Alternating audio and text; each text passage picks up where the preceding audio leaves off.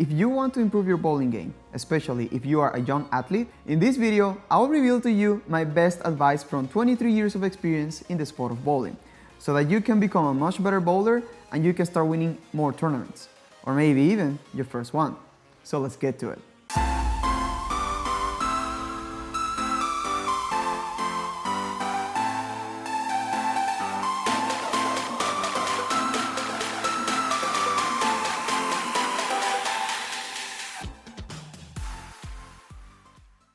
What's up, my fellow athletes? Welcome to Athletic Bowling. My name is Sandro, and today I have a very special video for all the young bowlers who just basically want to improve their game and want to start doing better in bowling tournaments. And even if you're not a youth bowler, stay tuned because I can almost guarantee that you're going to learn something new today. But before I give you the knowledge, I wanted to let you know that I created this video just because I really wish I had the chance to find this advice when I was about 15 years old.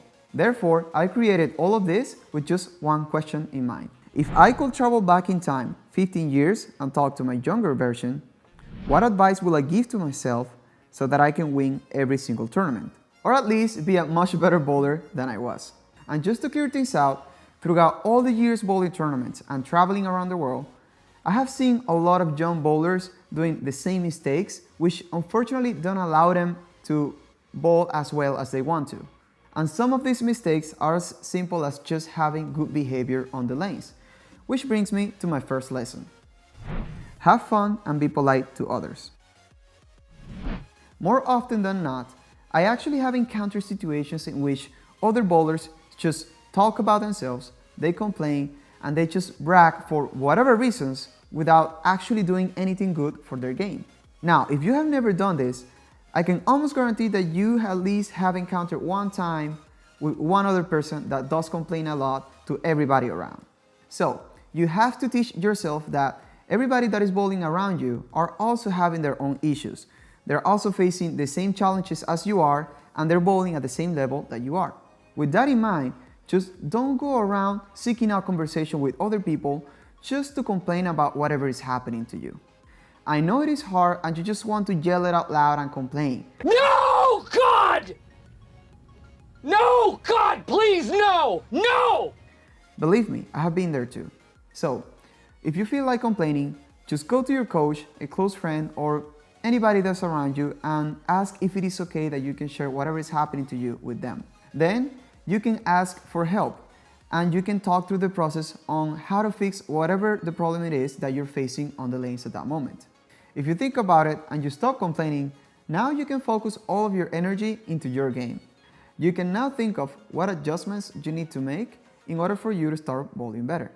Additionally, you can also remember why you bowled in the first place and how much fun is bowling supposed to be for you. I get it if you can't have fun because you're not doing great.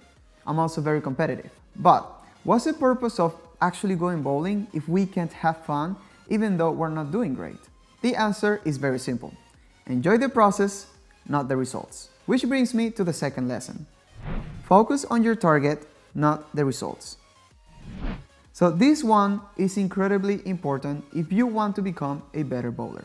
And I have a very good example for this. Let's say that you're bowling a tournament or a league and you're not doing well in a particular lane.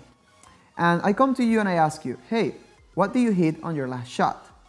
And if you come and tell me, well, I don't know, somewhere between 15 on the 20 board, or I just don't know what I hit. Let me tell you what happens here. If I was your coach, I will ask you to only focus on your target and nothing else. Go make your shot and hit your target, and then come back and tell me what was the result. More often than not, you're going to find out that your next shot is 100 times better just because you're not focusing on the results, but you're actually focusing on the shot. Meaning that you're not focusing on getting a strike. You're actually just focusing on hitting your target. I'm telling you this because it has happened to me way too many times. And more often than not, in fact, it happens when I'm bowling on an easy house shot. What happens is that I let go a little bit of my focus because I just try to get a strike.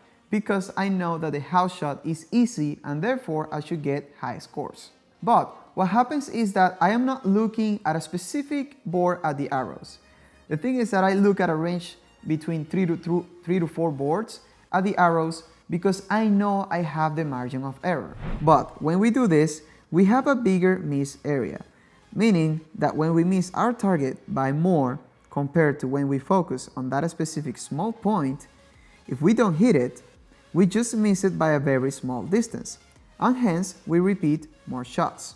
As a quick story of reference, I just recently shot my first 300 game after 4 long years of waiting. Now in this case, I apply what I just told you to focus on. Let me quickly tell you what happened. It was a night of league, and the first game I shot 277, the second game I shot 191. So I noticed that somebody else in the pair was throwing a strong urethane ball, and hence he was pushing the oil way too much on the lanes. So without getting too much into detail, I made an adjustment, and I noticed that I was just getting really stressed because I was thinking and focusing on just getting strikes. I wasn't really thinking on the process, and I wasn't really thinking of what I should do in my shots. So right before jumping into the third game, what I did was to think to myself and tell me to focus on every single shot right before the shot, to trust it, and the result will come by itself. And little did I know, I was gonna throw a 300 on that game. Now, I'm not telling you this to brag, but rather for you to think about that every single time that we're not bowling well, we can use that as an opportunity to improve. Moreover, I can actually remember that every single time that I have done something great in my bowling career, I was actually deeply focused in the process. I wasn't really thinking of anything else. Shot by shot, I was just thinking of what I had to do and trust in the process every single time. This brings me to lesson number 3.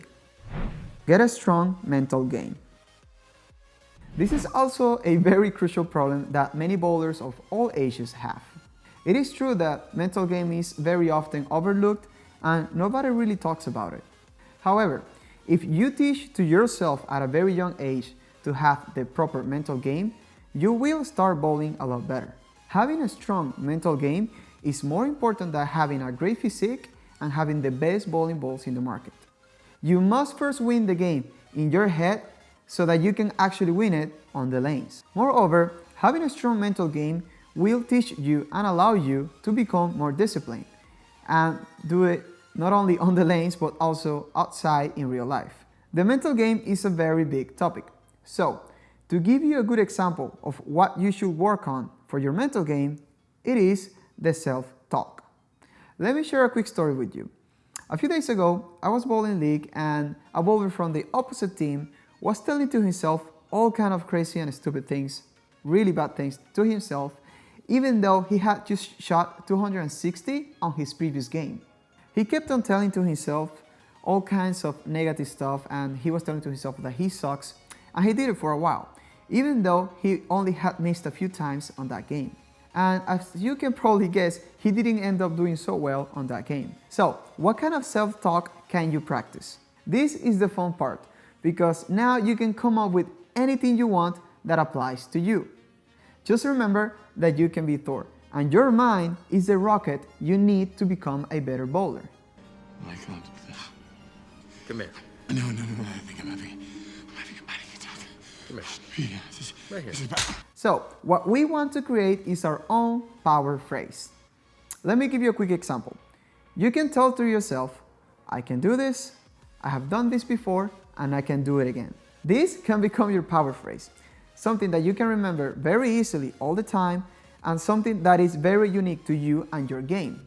You don't have to say it out loud. Just repeat it in your mind many times right before you step on the lanes. So, before I move on to the next lesson, let me know in the comments what is going to be your own power phrase. I'm really curious to see and find out what you guys can come up with. Hey everyone, I just wanted to take a quick second and thank the sponsor of this video, and that is all of you. Yes, all of you that are watching this video right now are the sponsors that make all of this possible. I work very hard to create all of these content for you, the valuable lessons and the videos for free. So, if you want to keep doing a great job as my sponsor, make sure to hit the like button, subscribe to the channel, and hit the notification bell so that you don't miss any of my videos. On top of that, if you think this video is valuable, make sure to share it on Facebook, Twitter, or anywhere you want, whatever you think you're gonna reach other bowlers that can also benefit from this content. With that being said, let's move on. Get your fundamentals right. One of the big mistakes that I see kids and adults still doing is that they go to practice with only one goal in mind, and that is to throw strikes. That's literally it. The problem here is that I don't see them practicing or working on their spares or their physical game or pretty much anything else. So, getting your fundamentals right is crucial, especially for kids and young bowlers, because working on the basics first and perfecting them will allow them to improve their game with more advanced techniques as they grow up. For example, these are a few fundamentals that you can work on. Your arm swing, your approach, and your release. More importantly, working on the fundamentals of your game from the beginning will allow you to master the game in the long run, because it will help you to create the habits that you need for that. We humans are creatures of habits, so we must teach our bodies how to perform a specific movement with precision, and to do that, we must practice repetition over and over again. So, the next time you go to practice, make sure you have at least one specific thing that you're going to work on. If you don't know where to start, just go ahead and watch my tutorial video on how to hook the bowling ball properly, so that you can use the drills that I give you there and you can start improving your game every single time you go to practice. Lesson number 5. Warm up always. Just like bowling is a sport of repetition, you must also treat it as a sport. So, you must warm up before every single session. Whether you're going for a practice session, bowling a tournament, bowling league, or even just bowling against the president. You must start building the habit of warming up before bowling every single time. If you don't know what to do as a warm-up, or you don't have a routine to follow, I recommend that you do 5 minutes of stretching exercises and then 5 minutes of light movements. Alright athletes, these were my 5 personal, quick but powerful lessons that you can start applying today to become a better bowler. That's it for now. This is Athletic Bowling. Thank you for watching. Till the next time, ciao ciao.